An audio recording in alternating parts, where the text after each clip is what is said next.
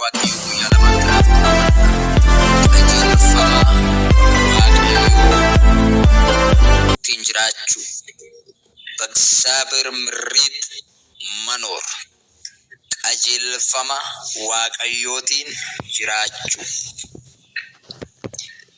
qajeelfama waaqayyootiin jiraachuu jechuun isa waaqayyo arguu jechuudha. Isa waaqayyo arguu jechuudha.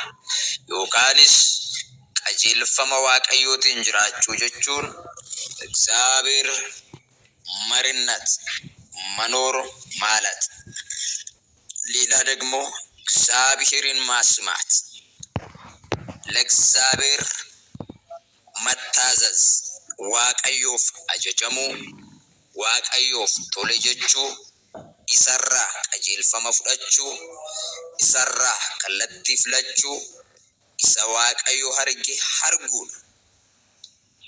Maqaa waaqayyo ulfaatu kutaa kana keessatti macaafti qulqulluun waan tokko nutti Eeliyaasitu waaqayyorraa sagalee dhaga'ee guyyaa tokko waan tokko dubbate.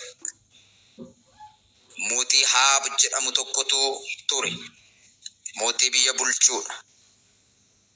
Eeliyaas raajicha waaqayyo dhaga'u keessaa isa guddaa nama waaqayyoon isa dhaga'u nama waaqayyo afaansaa wajjin waa hojjetu nama waaqayyo afaansaa wajjin samii cufu nama waaqayyo afaansaa wajjin samii banu nama waaqayyoon hojii gurguddaa ittiin hojjete keessaa Eeliyaas nama tokko yookaanis immoo raajii waaqayyoo isa amanamaa raajii waaqa dhaga'u raajii waaqaaf abboomamu raajii qajeelfama waaqayyootiin jiraatu keessaa Eeliyaas nama tokko. Eeliyaas biyya Gilaad keessa iddoo Tishbee jedhamu keessaa jiraata ture jedha macaafti qulqulluun. Mootii Ahaabitti bara sana akkuma nama dubbadhu mootii Ahaab jedhamutu biyya bulcha mootii biyyaati.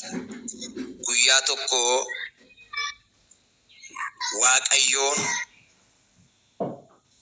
gooftaan waaqni kan Israa'el isaanii hojjedhuufi jedhe maqaa waaqayyootiin kakate Eeliyaas dhugaa waaqayyo isaanii hojjedhuufi dhugaa waaqa Israa'el waan tokkon sitti yaa mootii Ahaab jedhe. Amma ni guyyaa isaa himutti waggoota dhufan kana keessa fixeensi lafa irratti in argamu yookaanis bokkaan hin roobu jedhee dubbate. Kana dhaamsa kana mootii Ahaabitti erga dubbate booddee waaqayyoon sagaleedhaan dubbiidhaan gara Eeliyaas dhufe. Haleluuyaa. Waaqayyo biraa yeroo hunduma sagaleen isin yaadu. Nabina sagalee waaqayyo dhagaa jiraadha. Sagaleen kallattii nama qabsiisu. Sagaleen qajeelfama namaa kennu. Sagaleen karaa namatti agarsiisu. Sagaleen kun sirriidha sirrii miti namaan jedhu. Sagaleen kana hojjedhu kana dhiisi namaan jedhu. Sagaleen kanatti bu'aa argatta kanatti bu'aa dhabda namaan jedhu. Maqaa gooftaa Yesuus Kiristoosin waaqayyo biraa isin yaadu. Haleluuyaa. Sagaleen erga inni kana dubbate booddee bukkaanis roobuu erga dhaabbate booddee laftis bona erga ta'e booddee waan tokko waaqayyoon sagalee guddaa tokkoon gara Eeliyaasiin dhufe. Maal jedhaani iddoo jirtu kanaa ka'ii jedhe. Lafamma jirtu kanaa ka'ii jedhe. Kallattiin si agarsiisa. Waanan sitti dubbadhu na dhaga'i. Amma waan tokkon sitti hima. Iddoo kanaa ka'i. Gara ba'a biiftuutti achi adeemiiti. Laga Keeriit. Haleluuyaa. Waaqayyoon argitanii callisiituma iddoo kanaa deemiin jedhe. Iddoo kanaa ka'i. Gara ba'a biiftuutti adeemi. Laga Keeriit keessa achi dhaqiitii taa'i. Ebrada liveni me sabrahdias argitani qajeelfama waaqayyo akkamittinni akka kallatti nama qabsiisu bageeta ba Yesus Kristos arra kaasi qajeelfama waaqayyo arga qajeelfama waaqayyootiin jira waan sitti mafrab warri qajeelfama waaqayyootiin jiraatan hin kufan warri qajeelfama waaqayyootiin jiraatan hin kasaaran warri qajeelfama waaqayyootiin jiraatan nama gadin ta'an warri qajeelfama waaqayyootiin jiraatan hin badan warri qajeelfama waaqayyootiin jiraatan hin dhaalu warri qajeelfama waaqayyootiin jiraatan hin guddatu humna dhiiga olichaa dhiiga Yesuusin sagalee kana waaqayyoorraa dhaga'eetanan isinitti dubbataa jira ar'arraa jalqabdee qajeelfama waaqayyoorraa argatta dhimmi keessun hin milkaa